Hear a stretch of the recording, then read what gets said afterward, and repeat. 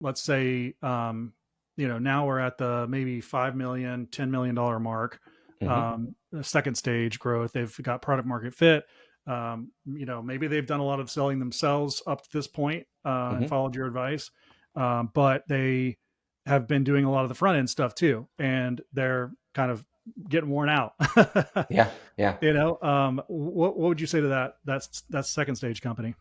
Yeah, for sure. So at that point, then you want to start owning more of the enablement piece. If you're getting to, we look at it as a head count Okay. for us. So if you're at Yeah. the 10 SDR mark, it starts to make sense to start owning a lot of pieces to this department. Okay. Okay. So 10 is essentially our tipping point.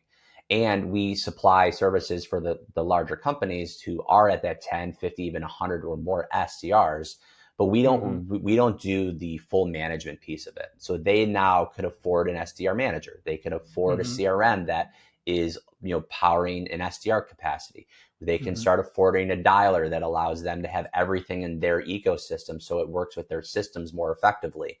Yeah. What we would then do then is come in, and we're more essentially the people side of it, and the SDR on demand, we call it. We call it plug Okay. and play, essentially, is our program, where it's, you don't Mm-hmm. have to worry about recruitment and turnover and Mm-hmm. interviewing and backfilling. Because again, this role, it's not as transient as working in a restaurant industry, but it's pretty close. The average Sure. Yeah. SDR The is yeah, turnover is pretty high. Yeah. turnover is pretty high. So our plug and play model is essentially our people, best in class reps, plugged into our clients' ecosystem who are at that 10 million plus mark. And we Okay. manage the people side. They manage the actual day-to-day operations and the technology side. And then that's a great partnership for as big as you want that to go. And so Right. that's how we support our enterprise clients. Okay. So you've got you're recommending that they hire an SDR manager. What's the title of that role typically? Is that a sales VP or?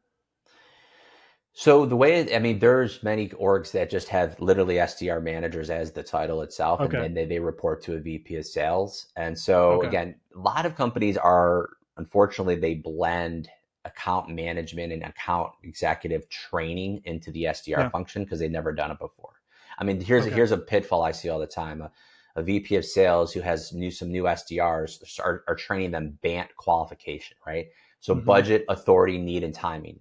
And they're Mm-hmm. literally telling their SDRs to ask for budgetary qualification questions in an Yeah. initial cold call. That's horrific. Don't ever do that, right? Yeah. That It's a doesn't make any sense. doesn't make any No. sense, but it's being done. And so the reason why it's no fault, because they're, thinking that this is just a junior AE. It's not. Yeah. They're Yeah. appointment setters, they're qualifiers, and their job is to fill the calendar, not close deals. So you Mm-hmm. have to treat them differently. So that's why an SDR manager is Mm-hmm. best there for training, management, and the right KPIs and metrics and expectations to be had.